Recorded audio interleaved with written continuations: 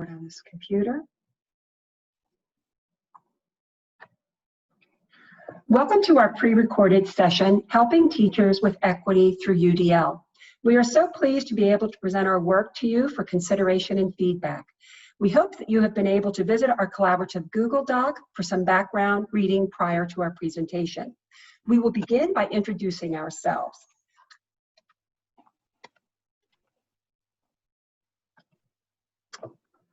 I'm Mary Budzilowicz. As you can see, my favorite picture is holding my two grandsons, David and Jack, and I'm presently the director of the Center for UDL, Technology and Resources at Cabrini University. Good day, colleagues. My name is Dr. Ronald W. Whitaker II at Cabrini University. I wear multiple hats. I am the Culturally Responsive Assistant Professor of Education, the Assistant Dean in the School of Education, and also the Director for the Center for Urban Education, Equity, and Improvement. And it's an honor to be in this great conversation with you today.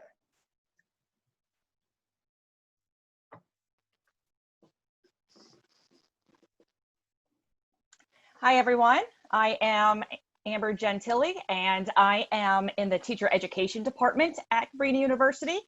And I also serve as the post-bac coordinator for the Secondary Education Program, as well as serve as the Assistant Director of the Jordan Center for Children of Trauma and Domestic Violence Education.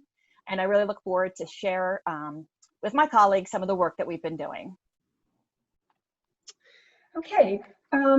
Today's goal for this session is to introduce you to the HELP framework, a framework to challenge faculty and educational leaders to intersect culturally relevant and sustaining teaching and mindset with UDL principles, with the primary goal of increasing practical and theoretical capacities to engage all learners.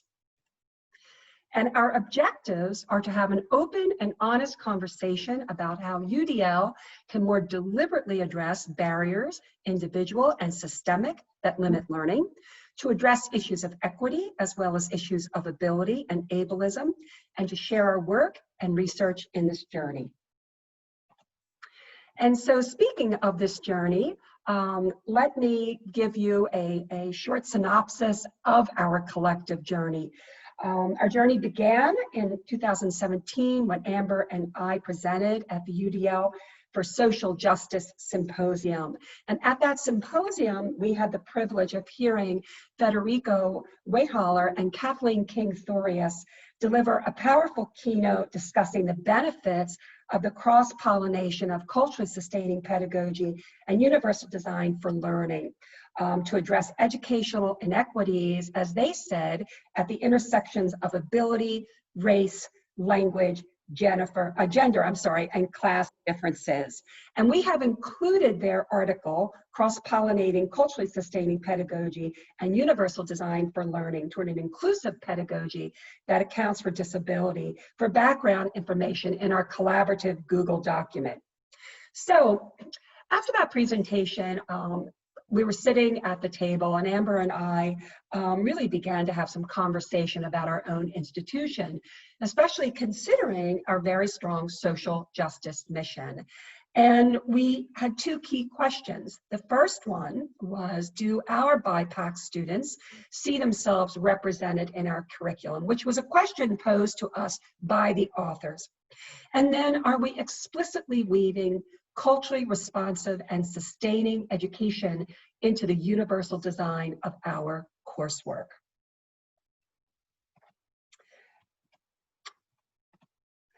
Sorry, I have to go back to this slide for a second. On our return to campus, we were very excited and we felt challenged, and we knew that we needed to connect with Ron for his expertise as we committed ourselves to doing this work.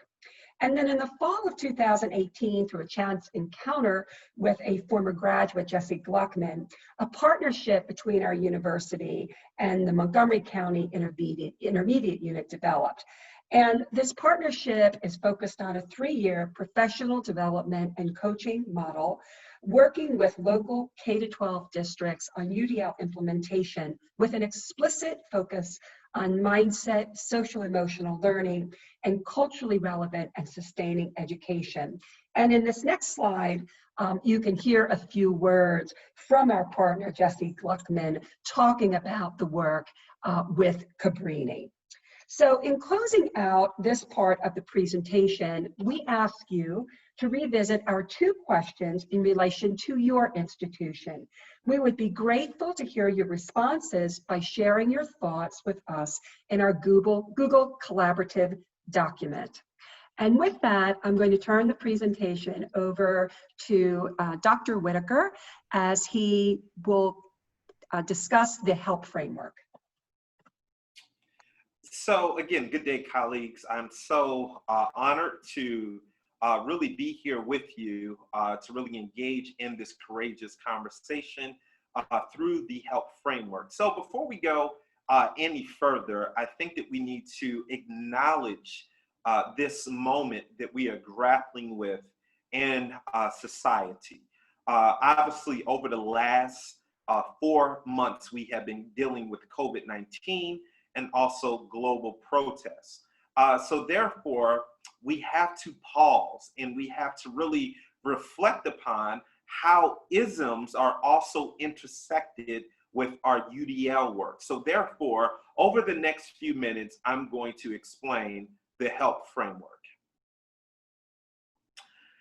So as we pause here for a moment, let me make a disclaimer that the HELP framework is not suggesting that we know everything. It's not suggesting that we're coming from a privileged perspective, but rather the HELP framework was a result of me really reflecting upon 3 years of requests for help.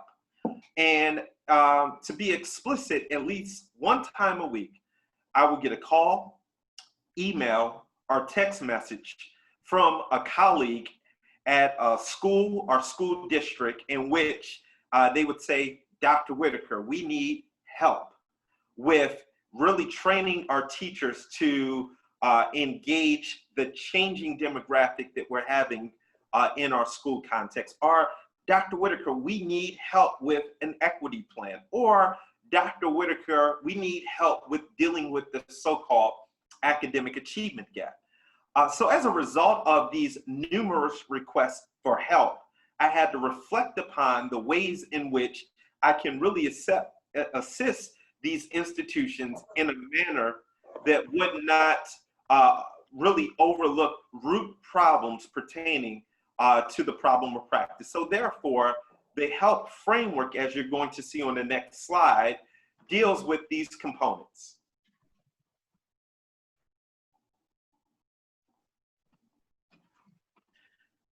Number one, the H acknowledges the history of racism and racist acts in educational spaces and society. The E really deals with and analyzes the difference between equality and equity. The L really argues that love and is an essential component to students' sense of belonging. And then the P, I deal with the practical, meaning the pedagogy and those practices and programming that we can embed within our school.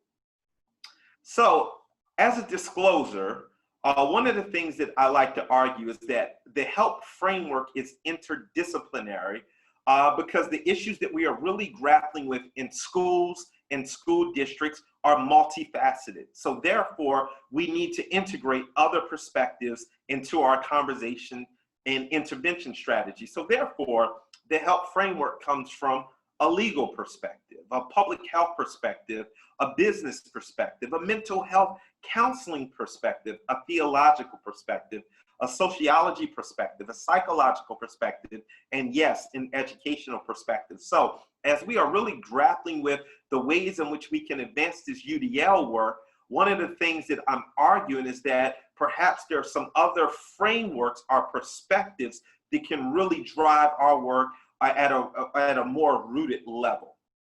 So as we deal with the H, what I'm saying is that we have to deal with the history of racism and other isms and phobias that exist within society and educational spaces. So I'm saying the elephant in the classroom, the elephant in schools, the elephant in school districts.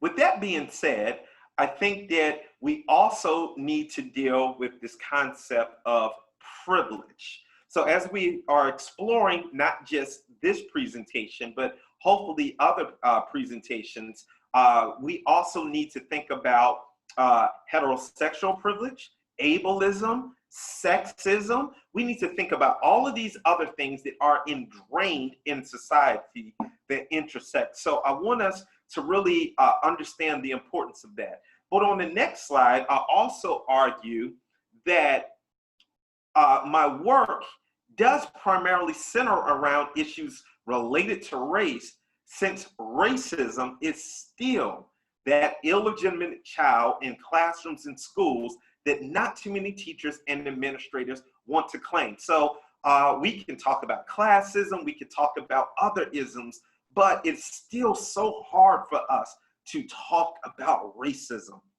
But unfortunately, because of everything that we've been dealing with, we cannot overlook it. And this is why this particular image is important.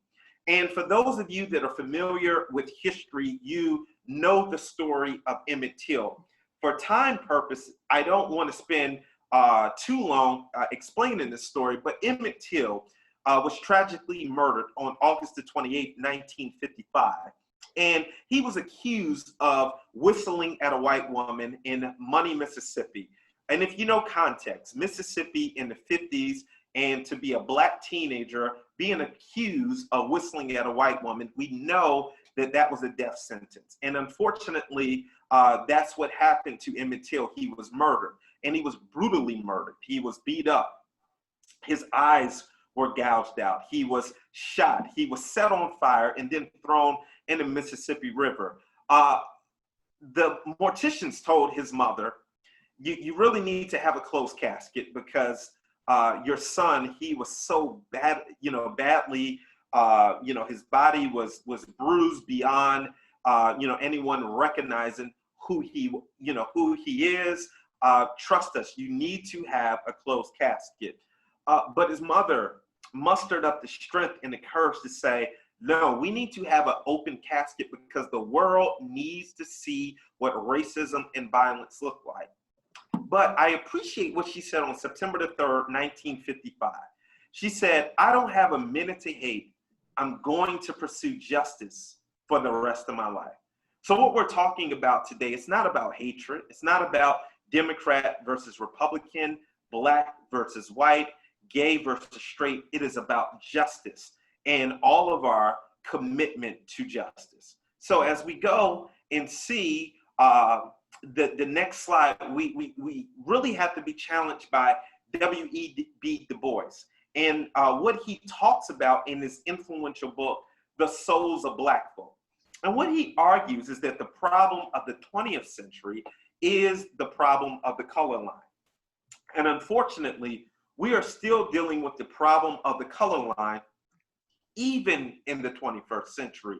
And therefore, we have to courageously deal with and not run away from issues related to race and racism. But as we push the conversation, the next slide also brings Dr. Cornel West into the conversation, and specifically from the context of his influential book, Race Matters. And in this book titled Race Matters, he really pushes us to having a deeper level understanding about issues related to race and racism. So in short, what I would like to suggest from reading this book is that racism is pernicious, it is pervasive, it is perplexing, it has power dynamics, but unfortunately, it is problematic. It has real life implications. So everything that we are dealing with this week at our conference, let's not overlook the fact that all of our presentations have real life implications for you, for me, and for most importantly, the students and communities that we are advocating for. So what can we do? One of the things that I would argue in this moment of dealing with issues related to race, racism, equity, that we are forced to grapple with, number one, we all have to increase our literacy about how to have the conversation. So Dr. Howard Stevenson, who is a professor at the University Pennsylvania. He has a book titled Promoting Racial Literacy in Schools. And in this book, he's really giving us some skills and some ways that we can engage in the conversation. But what else can we do? I think the next slide also gives us some practical tips. And these are tips from Dr.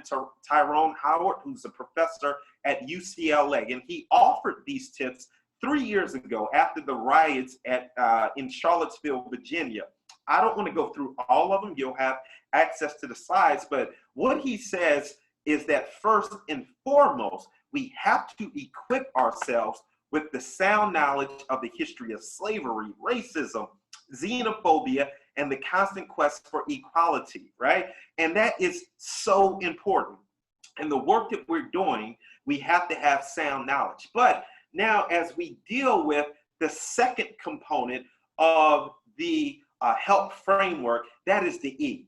And what I'm suggesting is that we have to distinguish the difference between equity and equality, because, colleagues, there is a difference. So as we push the conversation, let me also interject where we are in in society today.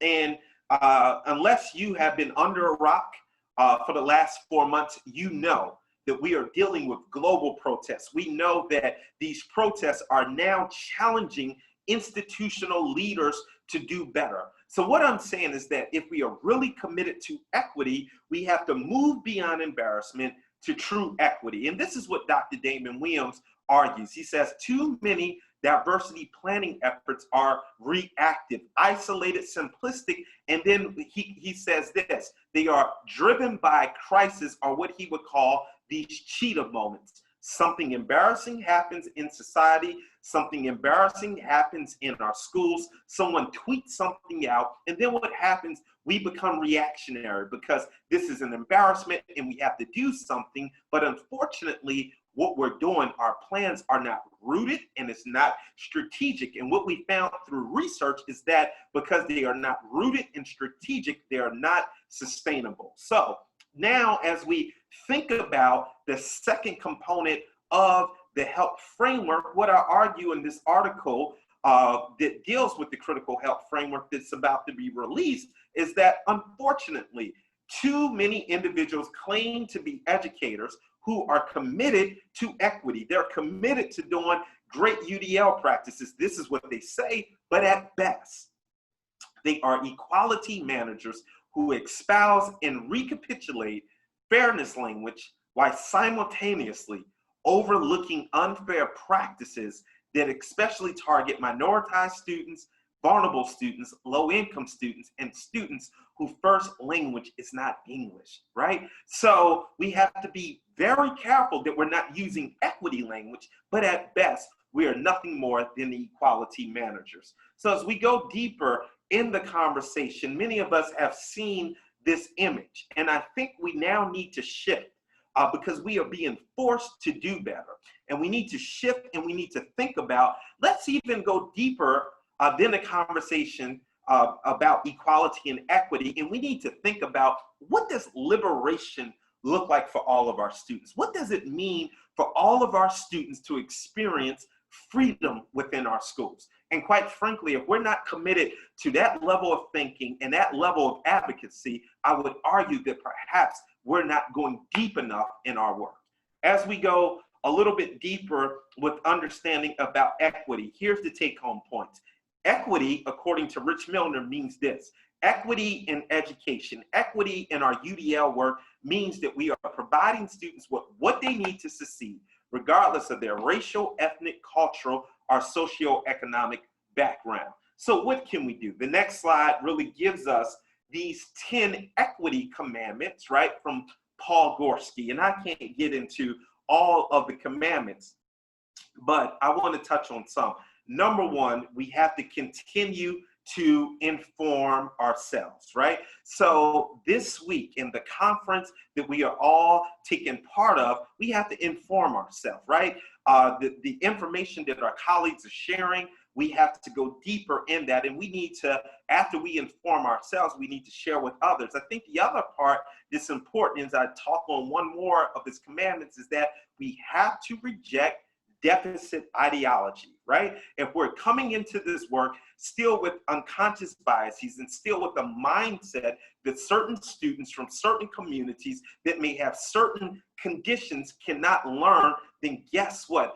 You are a deficit educator. And we have to reject deficit ideologies, and we have to operate our work through an anti-deficit framework. So what I'm arguing on this next slide is that we have to avoid these educational sins. Number one, we have to stop thinking that we have to dumb down the curriculum, right? Meaning lower expectations for students. Number two, we have to stop saying that they don't care about education. So we have to stop engaging students from a deficit perspective. And then also what we need to do, we need to shift, we need to stop problematizing our students. Instead, we need to deal with the problems of practice in education in society. We need to deal with the fact that too many people within our schools and within our organizations, they don't see the importance of UDL work, right? And we need to push them, and we need to be committed to advocating for equity, and we prioritize equity over peace. As we get to the L of the help framework, we have to seriously wrestle with the prophetic question raised by Tina Turner when she asked, what's love got to do with it? And what I would argue is this, in my own work, as you'll see on the next slide, is that love is critically important because too many students are treated as nobodies. Too many students are treated as if they don't have gifts, they don't have talents, they don't have value, or they are they're treated as a nobody, as Dr. Mark Lamont Hill would argue, right? So as we push it and go deeper, I also think it's important that we wrestle with the value gap, right? And this is a term coined by Princeton professor, Dr. Eddie Glaude. And Dr. Eddie Glaude, in his book titled Democracy in Black, he argues, right, that we're talking a whole lot about the so-called academic achievement gap. We're talking about healthcare gaps. We're talking about employment gaps. But the real conversation we need to have is about the value gap.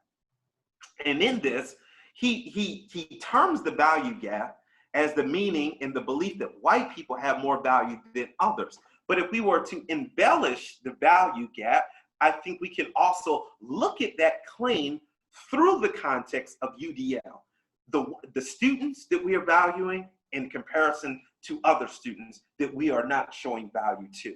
As we go deeper into the L component, I guess what I'm arguing is that we really have to wrestle with love from multiple definitions. So for some of you, you are familiar with Greek. And in the Greek language, love has multiple definitions. And for time's sake, I can't get into all of the definitions, but let me give us two. Number one is philia. And through a philia definition of love, what I'm suggesting is that we have to view our students as good friends and not just data points, right? Too often when I'm going into schools and I'm working with teachers and I'm working with principals and I'm working with superintendents, they just say, well, let's look at the data. And what I try to push them to really grapple with is that it's just not data. These are students that have stories. And then we also have to look at love through agape, the agape definition of love.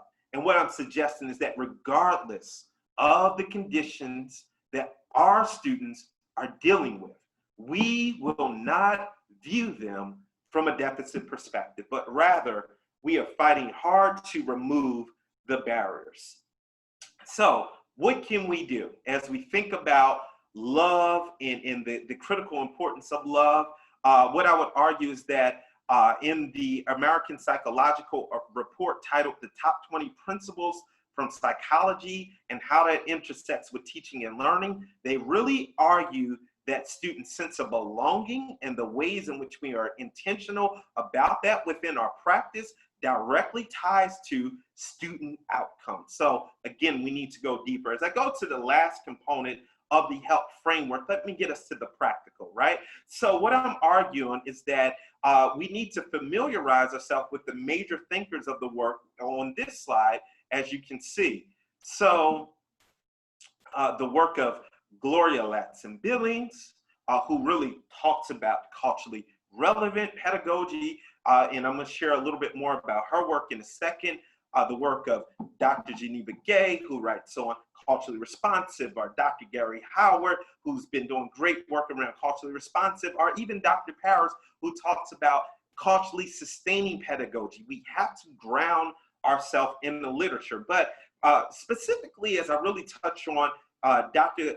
Gloria Latson-Billings and Dr. Paris' work from a culturally relevant perspective, as you can see on this next slide, as the ways in which we can integrate that in our UDL work is that we need to understand that she's saying that we have to use culturally relevant pedagogy and particularly students' knowledge and their backgrounds to affirm their cultural identity while also assisting them in developing critical perspectives that challenges inequity in schools and institutions. So in many ways, we are also using culturally relevant pedagogy, or you may call it culturally responsive pedagogy, intersected with UDL as a means to challenge the structures within our schools. So from a culturally sustaining pedagogy perspective, what we're arguing is that it's not just one good teacher and one good school that can do it for 1 year.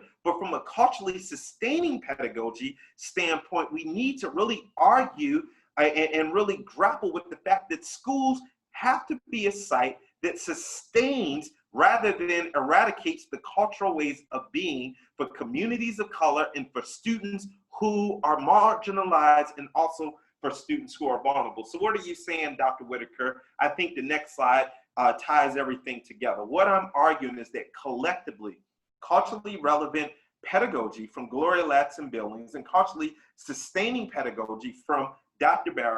Paris hold that curriculum, content, and teaching strategies for students of diverse cultural and ethnic backgrounds offer students opportunity and access to gain significant knowledge and skills in the classroom while upholding the unique ways that students learn, communicate, and interact. So as I close from the HELP framework, with these practical things that I'm giving from the HELP framework, number one, as you'll see on the next slide, is that, you know what, we all have to check our privilege, right? And in ways that we're going to check our privilege is that we also have to recognize our unconscious bias, right?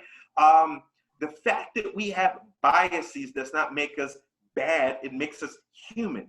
What makes us bad is when we don't want to deal with our biases that we know that we have, right? But the point is, don't beat yourself up for having biases. That means that you're a human, but we all have to do the courageous work and we all have to do the necessary work to deal with our biases so that we can better serve our students. As we go to the next slide, again, that's related to privilege. We have to check our privilege. And we need to recognize when our privilege is getting in the way of the service that we are supposed to render to students and communities. At the end of the day, don't attend this year's conference and you're getting all of this great information, but you are not committed to checking your privilege. I'm not committed to checking our privilege. The next slide really grapples with the fact of this truth. And I'm going to conclude here with the practical aspects. Microaggressions have macro impact. Another way of saying that is that there is nothing micro about microaggressions. So as we think about how do we intersect this HELP framework, how do we intersect everything that we have talked about pertaining to issues of race and issues of inequities and students not experiencing a sense of belonging and how that relates to our teaching practices, I think it drills down to the fact of we have to check our stuff because microaggressions have macro impact. And if we're really going to be committed to doing great UDL work from a personal perspective and from an institutional perspective. We have to make sure that we are not recapitulating these macro level insults on students and communities. So with that being said, my colleague, Dr. Gentili, is going to now intersect growth, SEL and mindset into the conversation. Okay, thank you, Dr. Whitaker. Yeah, so that love aspect that Dr. Whitaker just spoke about is so powerful and so important.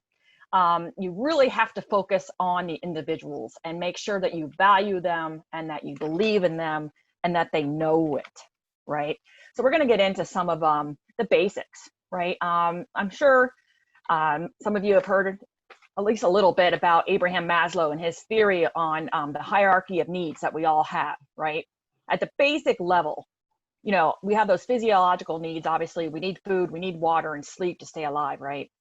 But, you know, if you go up from that, we also need, you know, our health, obviously, our family, and security, okay? Now, security, it can talk about, you know, being safe, right? But then also you go a little further than that. And part of that is feeling like you have a place, feeling like you have value, and feeling like you are loved. All right, and so that's where we're really talking about. You have to, at a basic level, it needs to be there before you can do the rest of the work. And so part of that is mindset, right? And some of that is those social emotional aspects of who we are as human beings. So when I say social emotional learning, what I want you to know is that, you know, we're really focusing on making sure that people are aware socially, you know, of their place in the social aspect, right? How to make decisions, be aware of yourself and the impact you're having on those around you, being able to regulate yourself and being able to communicate and have relationship skills where you can read other people, where you can have some perception around it.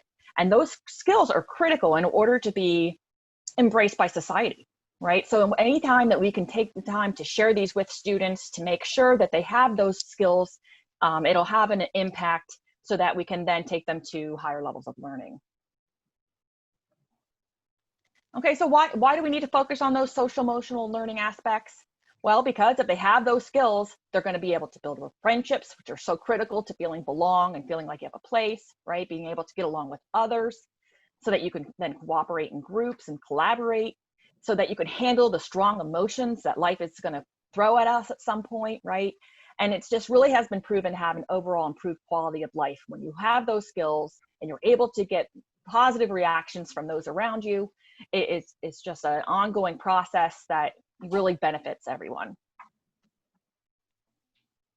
right, so I want to talk a little bit about mindset. And when I say growth mindset, that really orients around the work of Dr. Carol Dweck. She coined that term, right? And what she is referring to there is that a growth mindset is centered on the belief that we can grow our intelligence rather than relying on innate ability, right? So it's really that idea that you can see challenges as an opportunity and not as a weakness, right? So when students respond in this manner, then they are more constructive and they're more engaged and they show persistence rather than defeat. And the important thing about it is that she has proven, and a lot of follow-up research has proven, that mindset can be taught and it can be developed. So it's worthwhile spending time there. But I would also like to say that mindset, to me, and in our framework and in the work that we do, goes even further to really focus on not just the mindset of the students, but our own mindset. And going back to what Dr. Whitaker talked about in terms of expectations, right? He mentioned Paul Gorski and making sure we reject that deficit ideology, right? It's so important that we honestly believe in our students, that we believe in our ability to reach and teach all students, that we believe in their abilities, and that we believe in them as, you know, as human beings. And that is so important. Okay, so I don't want growth mindset to be seen as, you know, everybody can just pull themselves up, right? It's not what this is getting at. It's really getting about checking ourselves and developing a community and a mutual relationship of respect and supports and belief in value and moving forward in our learning. All right, so this just shows you some of the work that, again, that Carol Dweck did with growth mindset. It's those who really believe in that, you know, we have certain abilities, right? And then we can grow those abilities, we can develop them over time, and anything that gets in our way or presents challenges are just something, an opportunity for us to grow and continue on. So somebody with a growth mindset is going to feel like failure is an opportunity to grow, right? They're going to truly believe that failure is just, you actually can't fail until you stop, right? So as long as you're still moving forward and using strategies and trying and being working towards being effective, then you haven't failed. Failure is when you stop. Otherwise, you're still in process, right? And those with a fixed mindset, unfortunately, they tend to feel it as, okay, I'm struggling, therefore I must be past my capacity. And they don't like to be challenged because it doesn't make them feel good, right? When they're frustrated, they give up. They're comfortable in knowing what they already know, and they just kind of tend to stay there. So it's really worth our time to help students find that growth mindset, and for us as educators to grow our own mindsets in terms of our ability to reach and teach all learners, and also in our belief systems around our students and those who are in front of us. And I included on there a link that goes to Angela Duckworth and her TED Talk, where she really talks about grit and resilience and persistence and how they all kind of work together. So you can, I encourage you, if you have a chance, to watch that as well. This is adapted from a post I saw by Jolie Hajukti. I'm not sure if I'm giving her name legitimacy there, but she, I was really impressed because it was actually a high school student when she wrote it. And she just really emphasized that when a teacher is able to instill a growth mindset in students, right, it's really going to temper any negative impacts, right? And it can lead to a lifetime love of learning. Like, what a gift if we're able to do that, right? And she states that it's easier for students to have a growth mindset when they have caring and qualified teachers who are able to move past those challenges that they face, okay, instead of seeing it from a deficit standpoint, right? And inspire them to work twice as hard in finding success. And the impact of stereotype vulnerability on urban students reinforces the idea that their community binds them, that they're held back somehow, right? And that leads to that fixed mindset that tells them they are not able to overcome it and leads to some giving up. So we really want to make sure that we grow that mindset. And a way around that, and with the social emotional learning and culturally responsive practices, Zaretta Hammond really states it well by saying, culturally responsive teaching is grounded in social and cognitive neuroscience. Okay, so just like the growth mindset and the work of Carol Dweck is really focused in neuroscience, it goes hand in hand with being culturally responsive, right? Neuroscience is giving us new findings every day that support why culturally responsive practices work. For example, social neuroscience remind us that relationships are on the on-ramp to learning, meaning if a student doesn't feel heard or seen, then it leads to increased stress. And stress hormones like cortisol impair the brain's executive function. So in order to create a learning environment conducive to all students learning, we need to lower stress hormones by building those relationships.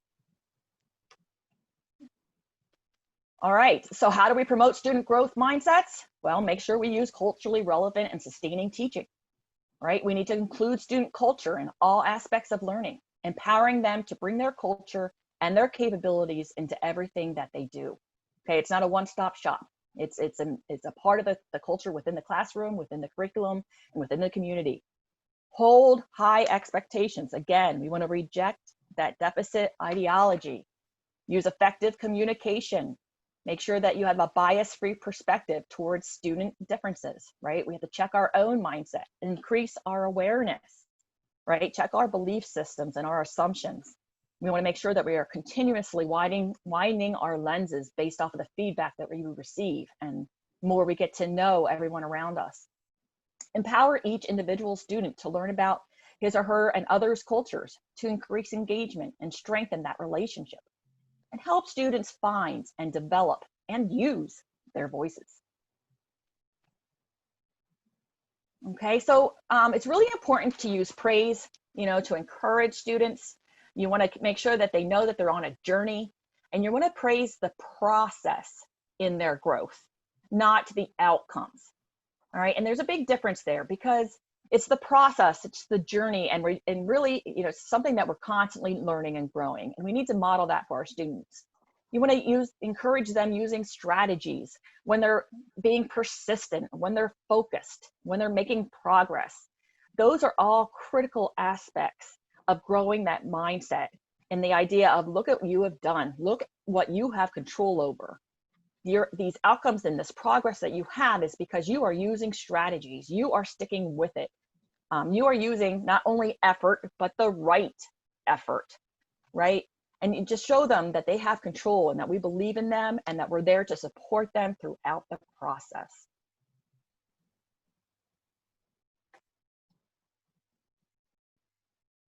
Okay, next slide. All right, the power of yet. Dr. Dweck also does a TED Talk on the power of yet. And the idea behind that is the idea that we are in progress. So instead of saying, ooh, I don't know how to do that, you say, I don't know how to do that yet. You know, we're still in process. We're still figuring things out. We're still trying different strategies.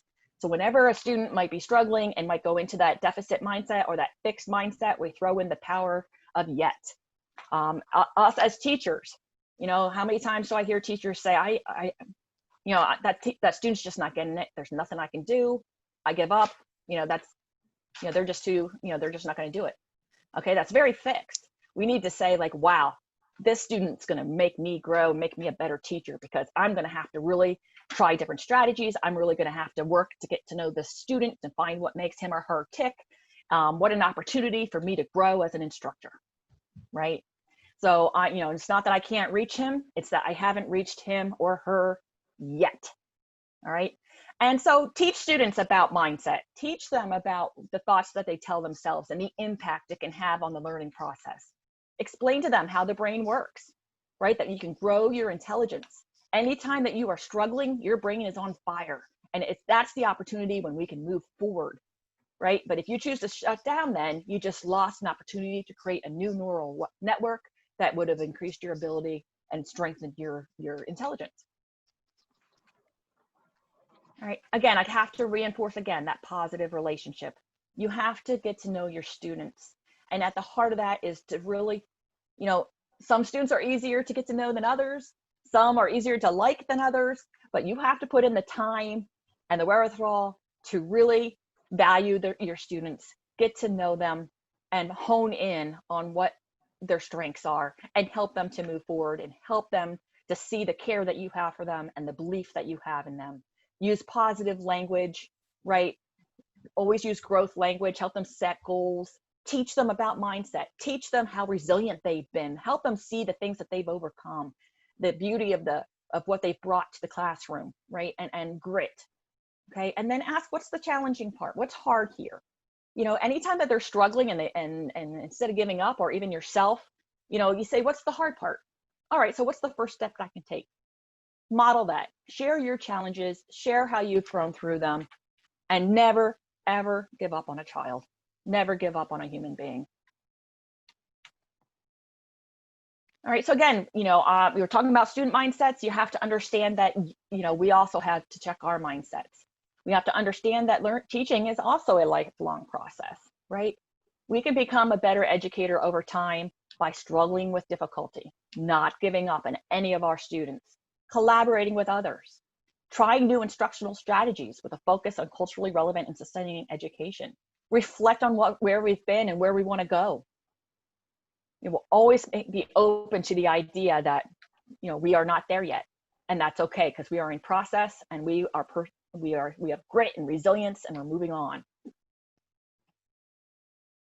All right, so set small goals for your students and reward progress over time. And instead of experiencing difficult students as problems, think of them as challenges that will help you to develop new strategies and help you to understand learning even better. Embrace the idea that every student has something to teach me and every child is capable of growth.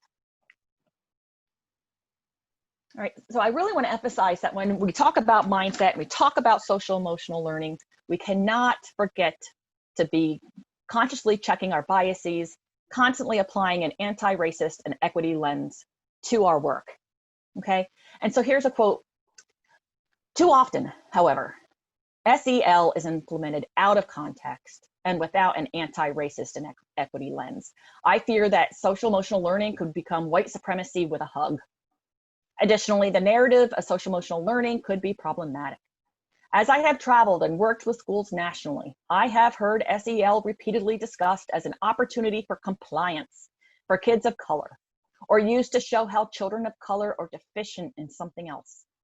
For white youth and privileged students, SEL is about college and career readiness. All right, so again, you need to watch that lens, watch our expectations, and watch our biases. Okay, and another quote that I thought was powerful. So you've decided to engage in culturally relevant teaching, but you're probably wondering what that will look like in your classroom. If you're like most teachers, you want some clarity. You want strategies. You want tools. But before identifying strategies and tools, it is important to develop mindsets that allow you to do the work. And that's out of a book by Mariana Soto Manning. And the work that she is referring to is, in order to develop a culturally relevant teaching mindset, it is essential to recognize the infinite capacity of children. Culturally relevant teaching is much bigger than any single engagement, project, or activity. Relevance needs to wrap around everything that happens in a classroom. As you engage in this kind of teaching, always remember that irrelevant teaching continues to promote inequities. To tell students of color and students multiply minoritized by schools and society that they don't matter, that their lives don't matter. As teachers, we have the responsibility to take a visible stand and show students that their lives do matter in teaching, in learning, and in society. All right, so I'm leaving you with a thought by Angela Watson, right? Being negative makes a difficult journey more difficult. You might be given a cactus, but you don't have to sit on it. All right, so remember to embrace challenges, embrace those quote unquote challenging students, show them what they have, the potential that they have, believe in them, move them forward, hold those high expectations, and show them the way to get there. Okay, so in our closing 15 minutes of the presentation, we're going to look at some resources and strategies that we have used and also that we have put out there for our partner K-12 districts with the Montgomery County Intermediate Unit. So the first three slides, however, this is a crosswalk that we have been working on. I think actually we started this work in probably 2017 probably more like 2018. And here you can see that we took a look at the principles of universal design for learning and made more explicit how culture responsive teaching, how the work of Carol Dweck, how the mindset work of Carol Dweck connects to UDL.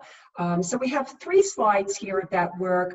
It's identified as a draft because it's definitely a work in progress. I know Dr. Gentili, Amber's expertise, she's going to be looking at that mindset column and beginning to weave in more the social emotional learning. I also would like to take a look at this through the HELP framework. So this is definitely a work in progress.